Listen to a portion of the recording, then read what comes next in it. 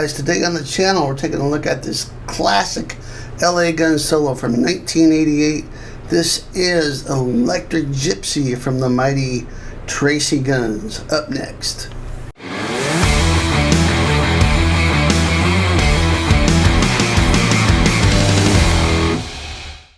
Alright, welcome back, and if you're new here, welcome, and please subscribe. Might as well say that first, right? Before we get started here, if you're looking for the tab and the Guitar Pro plus a special jam track, customized jam track, all my jam tracks are custom made for this particular solo, head on over to my Patreon and you can check that out. And that's one of the primary ways that you guys help me out to keep this channel going. So thank you to everybody. It's a growing community over there, and it's a lot of fun making content like this for you guys. So also I've got a free gift for you guys, 5 must-know 80s metal riffs down below in the link. So this is a really cool solo. It's got some awesome blues rock elements, pentatonic stuff mixed in with a little bit. I hear a little Randy Rhoads in this solo, and I'll tell you about that when we get to it. We're in standard tuning here, and the rhythm guitar that we're playing over, it's always good to kind of have context. The key of A minor, and the rhythm guitar is doing the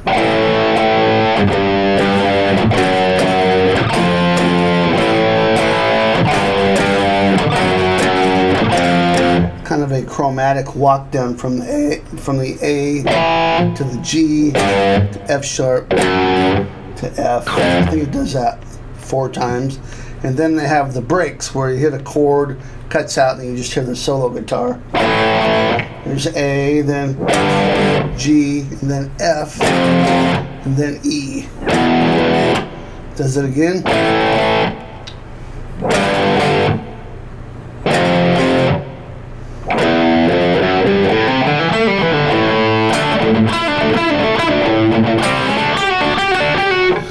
We'll cover that riff a later time. I'm going to bring that riff back around. I have taught it before, but it's such a cool...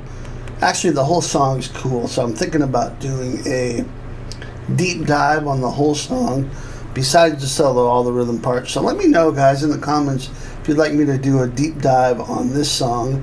And if not this one, or in addition to this one, what other songs would you like me to do that for, where I kind of break down all the rhythm guitar parts, and then I can do the solos in a separate lesson. Yeah, let me know that. That's always good to have you guys' feedback on that. So that's the context, what we're playing over.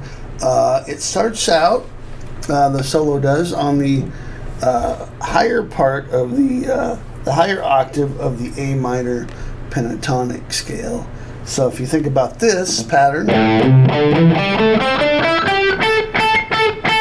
which I'm sure you know, at the 5th fret, then you play the same thing at the 20th fret, 17th and 20th fret. So what we're doing here is we're going to go 20th fret on the B, bend that up a whole step, and then lower it and play 20 with vibrato. Then 20B, and then bend up 19 on the G and release it and pull off to 17.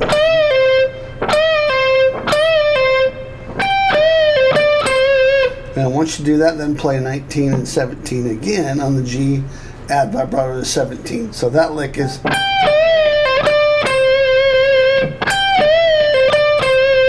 So far we have...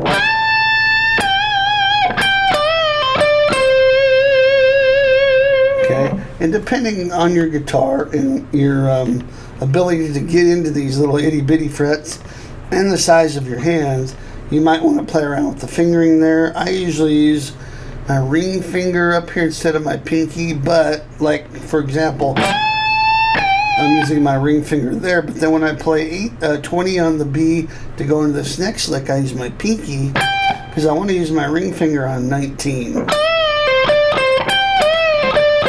So you see me sneak it in there.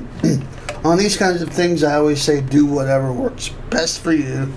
so that you can play the licks clean and comfortably. So it just really depends on what you want. There's certain kind of licks where you definitely want to use a certain fingering, but this is one of those where you can kind of play around with it.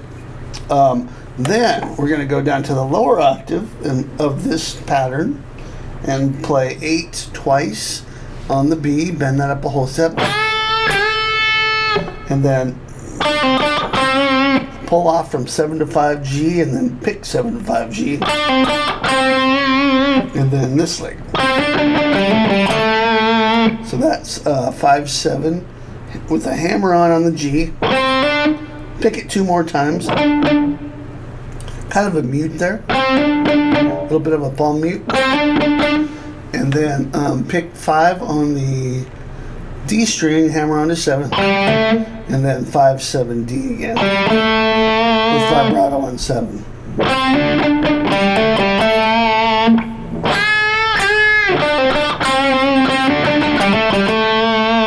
Okay, so hopefully all that makes sense together with the opening couple of licks. Very simple and pentatonic. He's really setting it up, setting the solo up really well here. Now, this lick,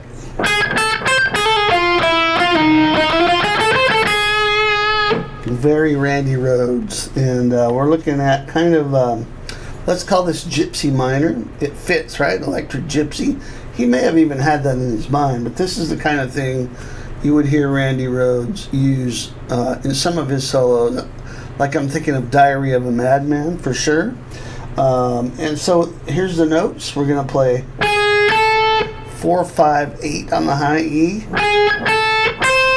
and then do a quick hammer pull from 4 to 5 back to 4 on the high E, and then 6, 5 on the B.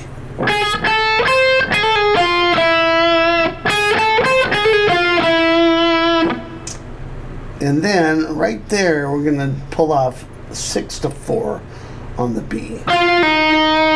Now we're getting the flat 5 involved, which is part of that Gypsy minor scale. That's why it's not just strictly harmonic minor here. It brings in another note.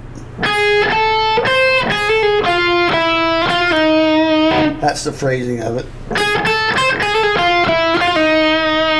And from some of the footage I've seen with Tracy playing this live, he adds some notes to this and kind of makes it his own thing now, which is totally cool. But this is the lick that's on the record. And then right after you do that pull off from 6 to 4, we're going to climb up the scale going 4, 5, 6 on the B, 4, 5, 8 on the high E, back to 7, or back to 5, sorry, and then end on 4 with some vibrato. So that'd be this. Okay, so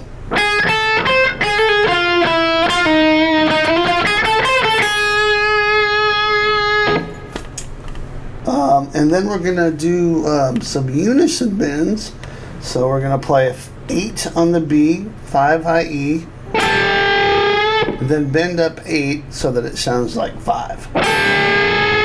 That's the meaning of unison, is that we're going to play the same note. But the cool thing is the rub, right? There's kind of a rub, that tension there, the friction between the notes. As you bend up 8 and you hold down 5, you're going to play both strings together and bring up 8 slowly so you hear that rub. Then it's a very Jimi Hendrixy thing, kind of thing to do. So then we're going to play 10 and 7, and then 11 and 8 in the same way, and 13 and 10 in the same way. You could use ring and index or pinky and index, however you want to do it.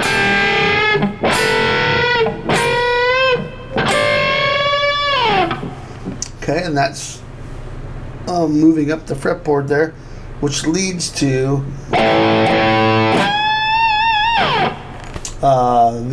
this part here where the rhythm section is playing 2 A's, 2 G's, 2 Fs, and then 2 E's. You can play these lower notes like I did on the demo. So if you wanted to, you could play the 2 open A strings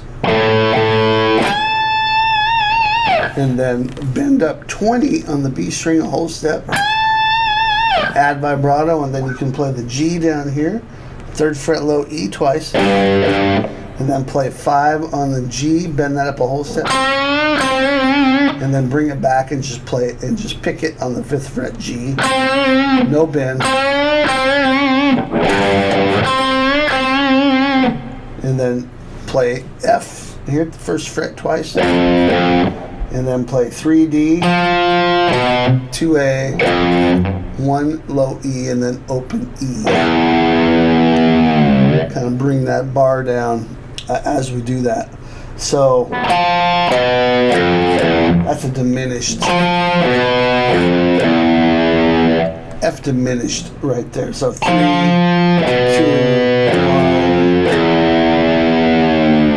and then bring down the bar. If you have a bar, you can kind of bring that down there. And as you bring it down, you kind of, as you're already down, pick the G string and then bring it back up, or flick it back up with your finger.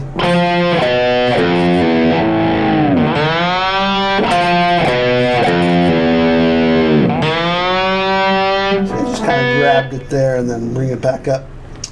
All right, so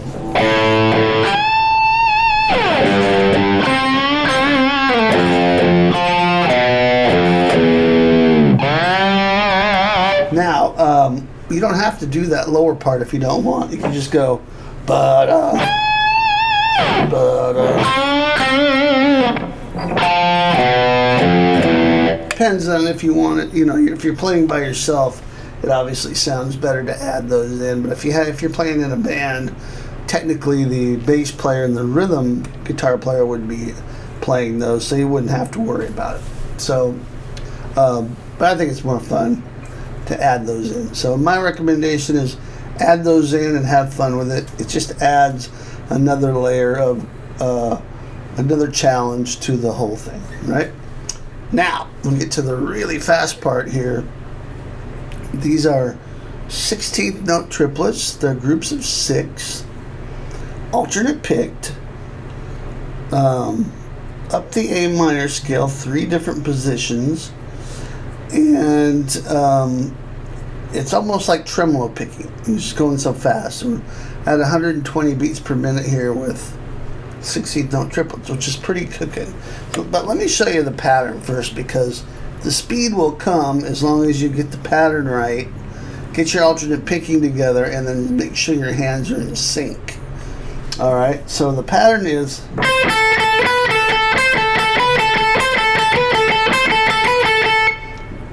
you're going to play this pattern 4 times, which is 8 on the high E, 5 on the high E twice, then 7 on the high E, and 5 on the high E twice.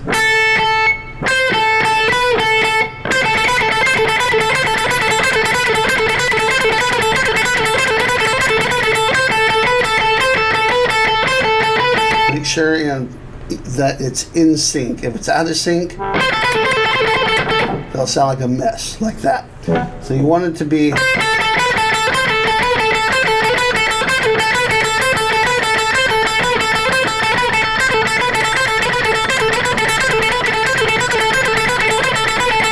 in sync, all right? Not the band in sync, but your hands should be in sync. So that's what we're going to do is move that same pattern up. It's going to be the same exact pattern, but moved up now to 13 and 10. So play 13 once, 10 twice, 12 once, and 10 twice. And we'll do that 4 times. So we have...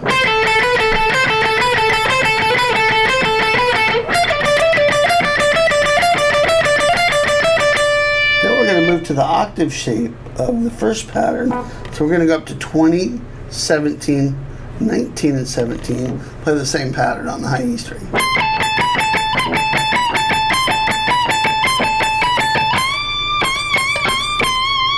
And we'll end it with 4 bends on the 20th fret, high E string, full step bend, and then play 20 on the high E without the bend, and add vibrato. Okay, so that whole ending will sound like this.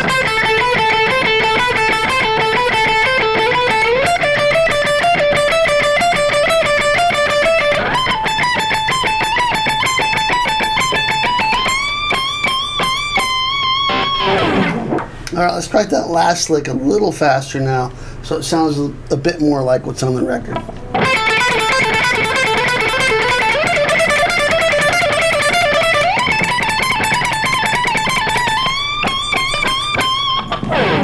All right, so make sure you get that last 20 in there. Yeah, so at a certain point, you're just going for it, right? You're just going for it. But if it's not in sync, it just sounds like slop. And we don't want slop. I'm not here to teach you guys slop. I'm here to teach you how to play this stuff. Most of these guys are really great technicians and stuff, and it's going to be that clean. They're going to be playing this stuff clean like Tracy does. So we want to be able to play it clean too, even if you can't play it up to speed yet. Get your metronome out, bring it down to 100 or 90 or 80 or whatever, and just practice that. All right, guys, there it is. Hope you enjoy this solo. It's a lot of fun to play, a lot of fun to learn it. Go get the Patreon backing track, Guitar Pro, and PDF tab over there, and have a ball learning this and practicing it yourself. I'd love to see some of you try this out and record yourself or video yourself and send me a link. I'd love to check it out. I'll even give you some feedback on it. All right, hope you guys enjoyed it. We'll see you next time. Rock on.